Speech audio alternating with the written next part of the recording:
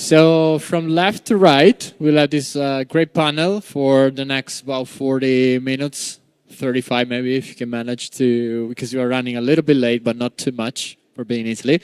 So the topic of this one is going to be trading and order flow.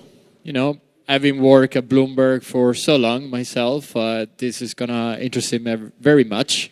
We have Julian Morla, integrations lead LI.FI, Katia, Banina, final boss Bebop, Charco, Intern at Tplus.cx, and Mattdotfi, business development xStocks, which I also believe you're going to moderate this. Right. Brilliant. Good stuff. Have fun.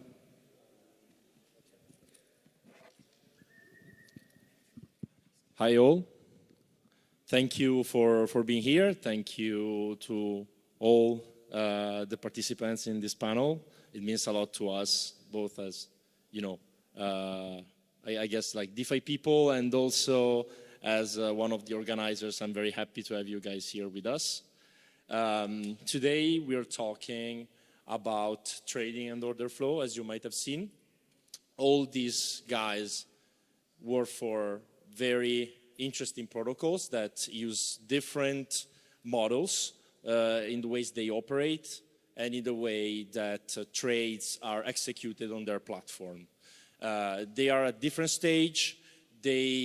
Some of them share models, some of them have completely different models, and I think this panel will clarify lots of misconception in trading in DeFi, and will definitely give some guidance to you guys to find, I don't know, the next platform to trade on, or, you know, explore some new opportunities. So let's start that with a very quick intro, shall we? As I just quickly, because I want to give them the word. I also work at xStocks. We tokenize US listed stocks, and we are available on Solana, on Ethereum, Binance Smart Chain, and many other chains. And we also work with some of the people directly in this panel, and we are very happy with what they're building, and it's very inspirational to you know, work with different models that have different type of execution and that offer different opportunities to traders. So, Charco. Thank you, Matt, and happy to be here at ETHMilan. Has to be my favorite conference. 2 years strong, and look forward to coming back next year. Yeah, I'm Charco. I'm building Tplus.cx. I'm the first non-dev, so not technical, but can speak to the intricacies of the product. It's effectively a prime exchange, an exchange with prime brokerage features. So we offer leverage via matched book margin engine, which is different from perps. It allows us to be composable with the underlying spot and on-chain order flow ecosystem. And we support every asset by deploying a vault on the chain. And then any asset can be deposited and traded in our central limit order book, which runs off-chain in a trusted execution environment. And we can extend cross-margin to market makers by encumbering their account credentials in our trusted execution environment so that they can access liquidity from any centralized exchange or even DEX like Hyperliquid, Ostium, Lighter, etc. Thank you. Katia? Hi, my name is Katia. I run Bebop. We are one of the OG RFQ platforms, on-chain RFQ. We're the largest one as well. It's interesting how RFQ is basically being talked about, I think, in most of the panels and on crypto Twitter a lot, especially in the last couple of days. So yeah, we bring off-chain liquidity from market makers and blend that for excellent execution quality on-chain. And I'm Julian, integrations lead here at LI.FI. So just to give a quick intro about what LI.FI is, we were born 4 years ago with only one mission, which is to solve crypto liquidity fragmentation, because nowadays we have hundreds of blockchains with crypto liquidity sitting on top of them. And the way we solved this problem for the last 4 years is basically by aggregating different bridges, DEXs, DEX aggregators, models like Bebop as well. And nowadays, probably that issue is already solved. Nowadays, we are more focused on what users do after they reach the desired asset on the desired chain. And that's we also built our own in-house tools like Composer, in which we compose multi-step transactions into one signature, and Li.FI Intents, which is our new intent system that we have co-built with the Ethereum Foundation under the Open Intents framework. Thank you, guys. So let's start this off in a very simple way. So I want you to answer to this question in a very plain language. So what is the problem that your protocol solves, and what is the actual flow that the user has to go through when they want to trade on your platform? Like, what does happen, and who are the players that are involved? Charco? Tplus facilitates perfect markets. So you want to trade against the most sophisticated counterparties who are able to execute on the best pricing venues that exist, which is basically what Katia does at Bebop. An RFQ allows any market maker to compete for your trade, and they're executing against some AMM on Arbitrum, or they're tier 9 on Binance, or Hyperliquid, if that's where the best price is. So Tplus effectively does that for the average retail user by combining all the pricing of every liquidity venue in crypto for every asset. But our bottleneck is that we need market makers to integrate and provide those quotes. They're excited to, because they get a lot of capital efficiency and they make more money and get more fills. So it's still a science experiment. We haven't launched yet. But yeah, we're facilitating perfect markets. Best price, every asset. Maybe talking in a bit sort of like market terms, the problem we're solving is price discovery. So if you think about kind of like what does it mean to trade at the best price, right? The best price is basically the fairest price there is, right? And so for an asset. And as we go now more actually into places, into assets like, RWBs and so on and so forth, the chain does not know like what a good price is. And that is why, like to get the best execution for an equity, a US equity, you need to go to NASDAQ or New York Stock Exchange or something like that, right? So like, so how do you bring that best price on chain, right? And just across crypto markets, global markets in general, that job is being done indeed by market makers, right? Who have this idea of that fair price, right? And bringing that price from the venue of price discovery into all the other venues, right? And so for us, it's bringing the price discovery and pricing quality from wherever that is, whether it's Binance or NASDAQ or elsewhere, and allow for that execution to happen on chain. We do run an RFQ platform. We also have launched a beta for Bebop AMM, which is basically a more kind of continuous way to bring market maker pricing on chain. And so, yeah, that's what it is, right? It's basically about, no MEV and no kind of like weird swings in pricing and all that kind of stuff. And from that respect, kind of how you can interact with us, obviously directly through our user interface and through many places we distribute our liquidity into as well. And for us, the problem we are solving is still crypto liquidity fragmentation. There are not only more blockchains, but also different markets that are popping up every single day. So we are, in the end of the day, the orchestration layer to move assets and for performing any on-chain action, while doing it at the best price execution, of course. So we are not only a routing layer in which we find the best price, because that's what we used to do at the beginning, to be like Skyscanner for crypto, where we were finding the best price across different assets, across different chains.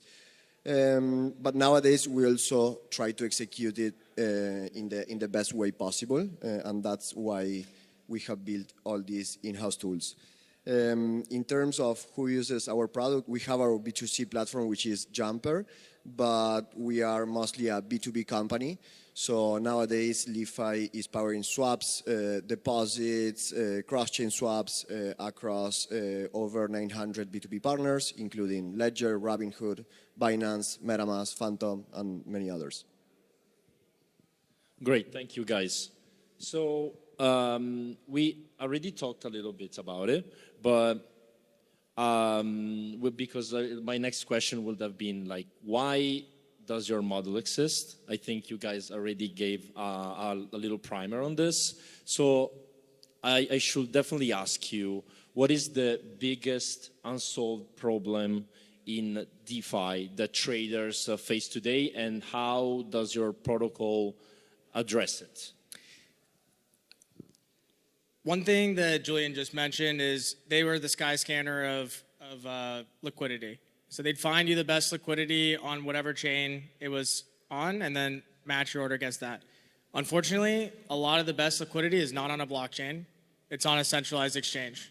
And so this is one of the main problems we're facing in crypto at the moment, is access to deep spot liquidity, which trades in a non-composable permission environment. So things like Katia's Prop AMM on ETH mainnet bring Binance pricing on-chain, which can then compose with the on-chain ecosystem, the order flow ecosystem, in a permissionless way, which is really exciting. Very important for Tplus, because we'll need to be able to settle against on-chain liquidity, and having Binance pricing available on a blockchain allows us to settle huge spot orders permissionlessly. So, I mean, we talk about trading, right? Kind of as one thing, but actually, it's like there are many different, personas, if you will, right, in here. And we talk about best price and best execution, market makers and capital efficiency and all that kind of stuff, right? But I kind of want to take it from the perspective of who wants to trade, right, and why. And I guess for the two biggest personas you can imagine, obviously, is a retail person who might not be a trader. Maybe they make a transaction once a month, right? It doesn't matter, they transact, right? Or maybe they trade much more frequently. And then there is a kind of whale or an institution who wants to trade in size, right? And the two situations that exist on chain, one of them is lack of certainty when you transact, right? So we see a lot of things like really bad slippage, transactions failing, still now, right? About 5% of transactions, legitimate user transactions fail on chain, and that's not great UX, right?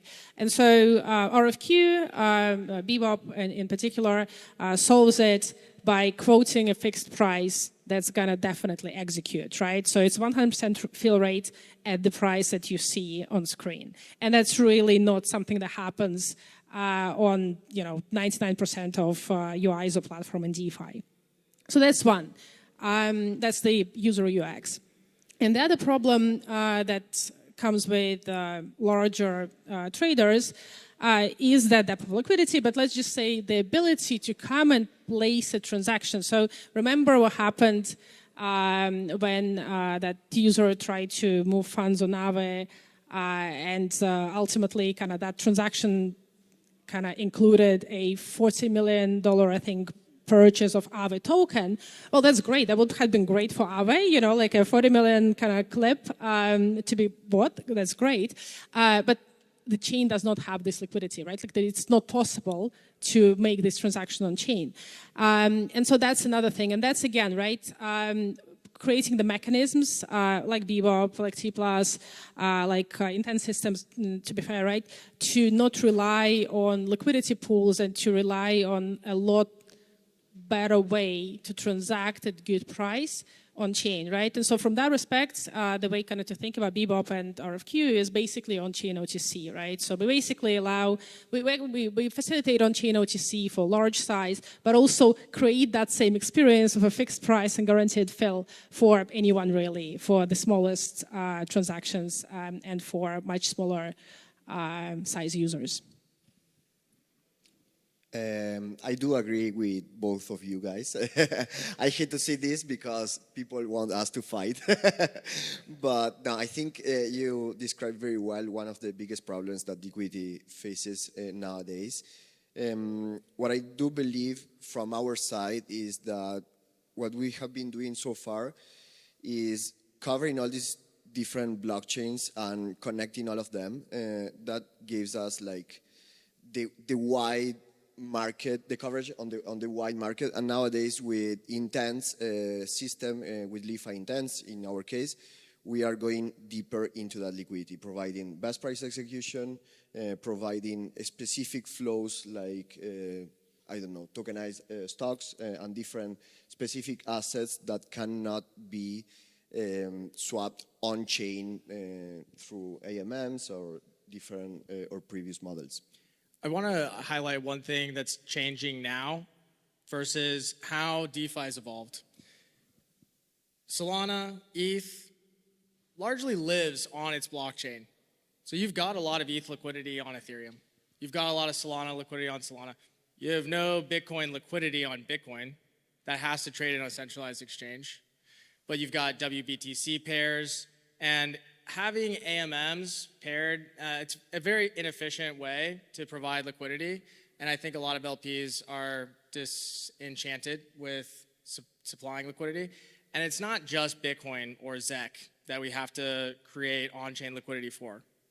It is 15,000 equities that trade on the US stock market, and a lot of commodities and other equities that trade on non-US exchanges. And so how are we going to get spot liquidity for those assets into a permissionless, composable environment?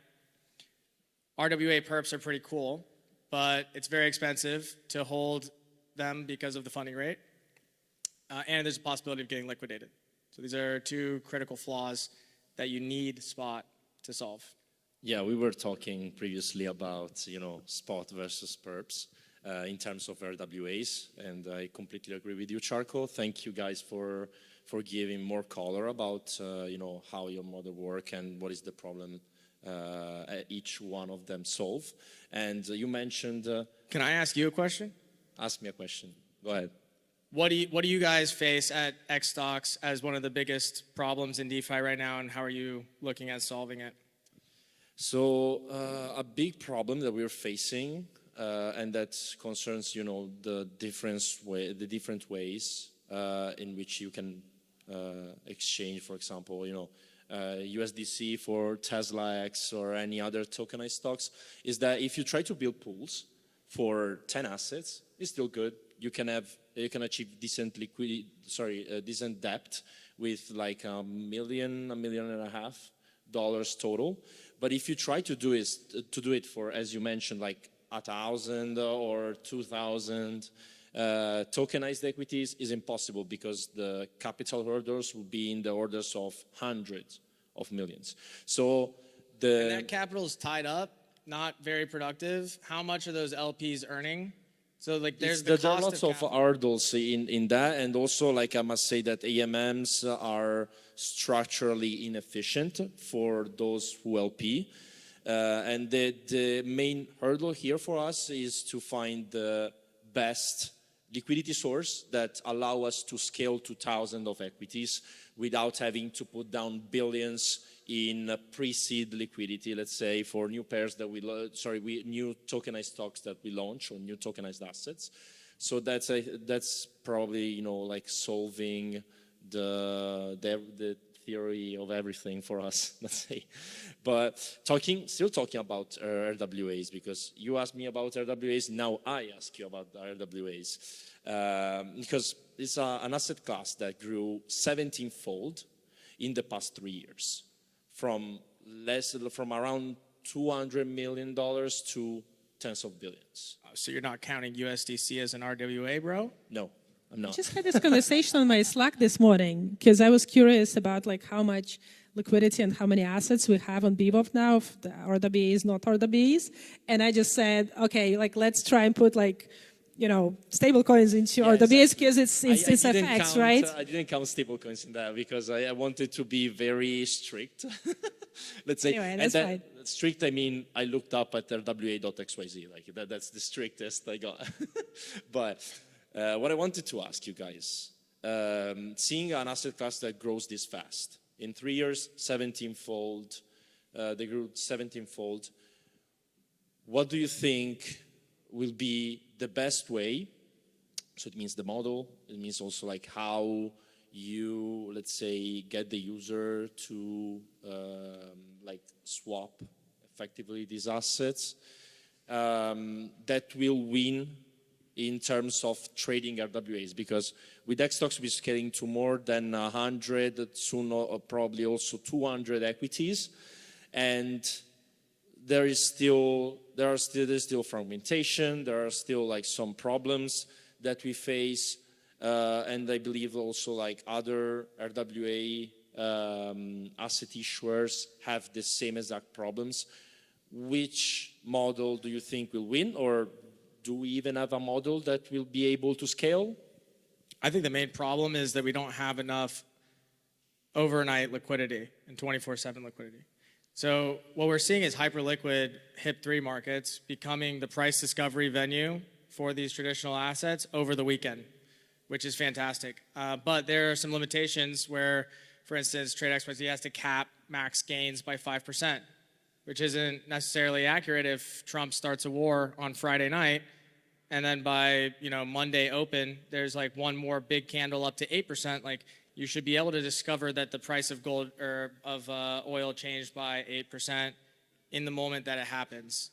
So that's very hopeful that we're seeing price discovery happen, but ultimately you need spot redemption to be able to facilitate true 24/7 price discovery. And I'm not exactly sure how we're going to solve that. I think you need market makers to warehouse inventory and risk overnight, which is dangerous for them and expensive, and you're going to get wider quotes. And eventually NASDAQ will just allow us to go 24/7, and they're going to put all this on a blockchain that settles all day long. Let's assume that we get to 24/7. Problem solved then. No, I mean like the best way to trade on chain these tokenized assets. In general, like RWAs, what do you think will be the solution here, or like the way we can get to a solution? Trading on chain will never be the solution. Even hyperliquid is 80 millisecond block times. So you're going to get picked off all day long by HFT firms. If you're a market maker, you have to quote wide. If we're ever going to compete with the NASDAQ, you have to trade on an extremely performant execution environment. This is one of the reasons that Binance has all the crypto liquidity, and it's not like moving to Solana as much as they want to say that they're the internet capital markets. You can't have 400 millisecond block times. Also, you can't have MEV. Institutions are never going to allow you to trade massive size in an environment where some guy that's running a good bot can just extract. I mean, a dude put a $40 million trade into Aave and it just went all to MEV.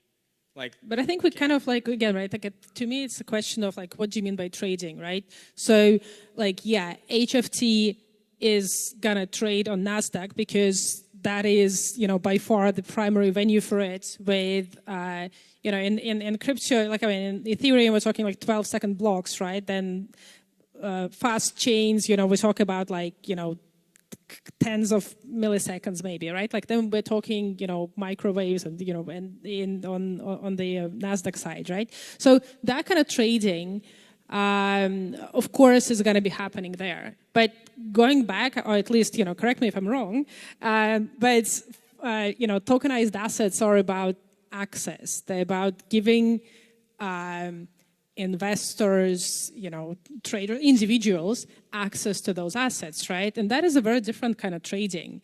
And so from that perspective, from my understanding, like what the tokenization platforms and companies want to achieve, right, is decent quality of execution for those individuals. And to get to that, it doesn't really matter what sort of model it is. Like for more active assets, it's going to be more like maybe on-chain order book, maybe like prop MM style stuff. For less liquid, it's going to be RFQ, but ultimately the key to getting that pricing on is whoever brings the best price as discovered on NASDAQ onto chain, right? And like that entity is not a platform.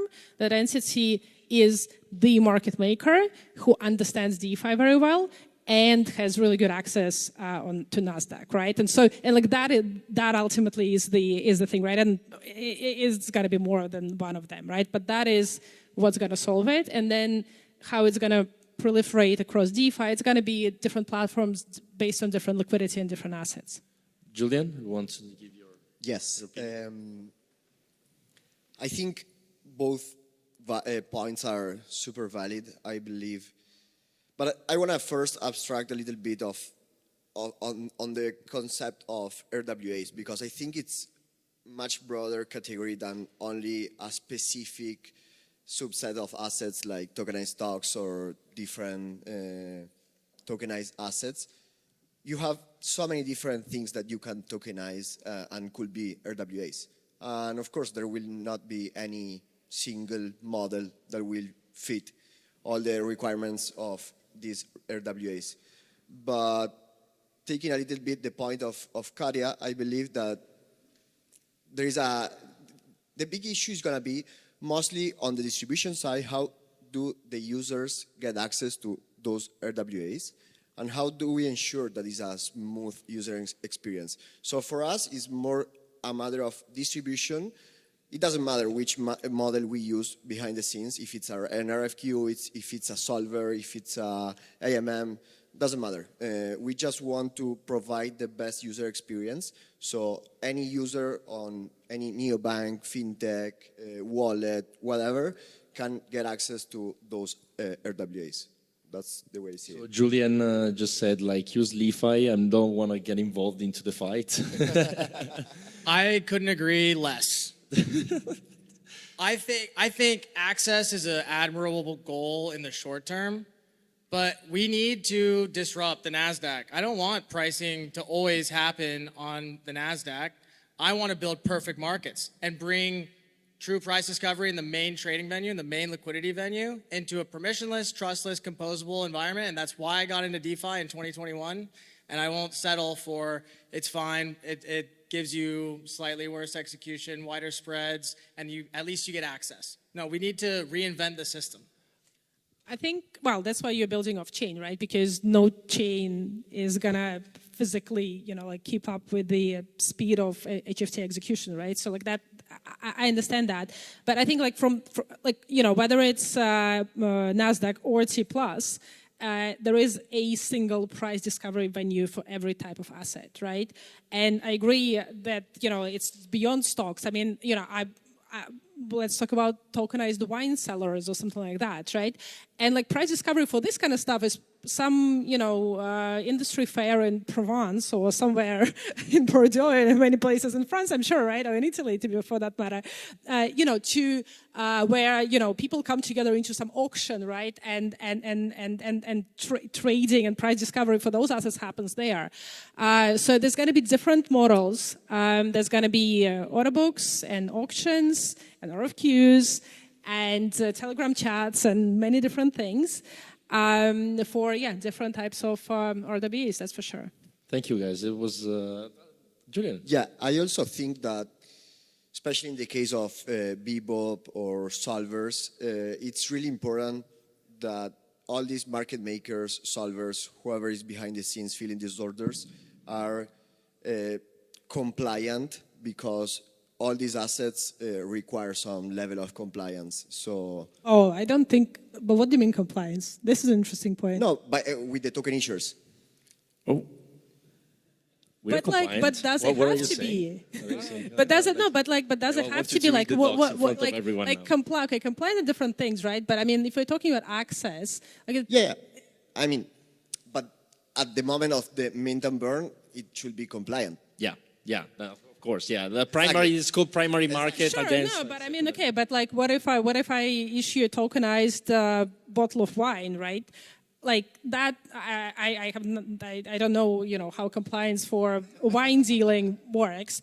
I'm on a consumer side mainly, but I guess proof of reserves in that case, but you know, since you brought up this proposition that, you know, RWA is anything, like for me, the exciting thing about RWAs, right, is not like necessarily, you know, S&P 500 index, because I have access to S&P 500 index anyway, right? I mean, I'm loving what xStocks guys are doing, right? But I'm sort of, I'm interested in being able to you know, transact or put as collateral all sorts of weird shit, right? Because that creates capsule velocity in like highbrow terms, and like that is exciting. Yeah. So I agree. Yeah. Where are the asteroid mining futures going to trade? They haven't been invented yet. They can't be tokenized off the NASDAQ. The asteroid mining futures of the future will be traded on Tplus. That's bold. That's bold. Ship first. Ship first. We can spin up the contract tomorrow, bro. I have to sell you asteroid mining futures. I have to say this is the best panel I've ever had because I'm really like passionate about what they're building. And since we went very long with this discussion, I knew that I would have touched a nerve with that question. Let's go to the last question. That's going to be very quick.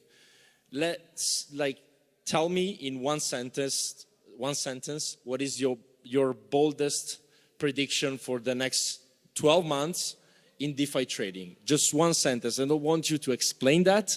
I want to give me the sentence. Also because we're going short. Yeah, whoever wins spot, RWA, liquidity will have a massive moat that'll be very difficult to overcome.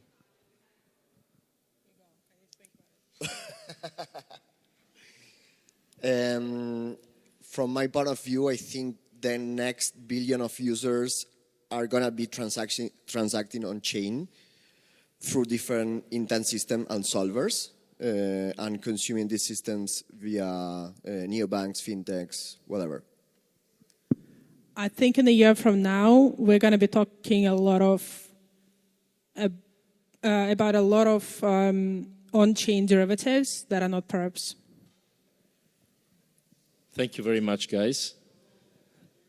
Appreciate a lot you being here. Thank you for giving me lots of interesting thoughts and to also clash on some things, because it's useful to have, you know, have it like a little spicy when we compare different models. And yeah, thank you guys for attending this panel and for listening to people arguing over trading in DeFi.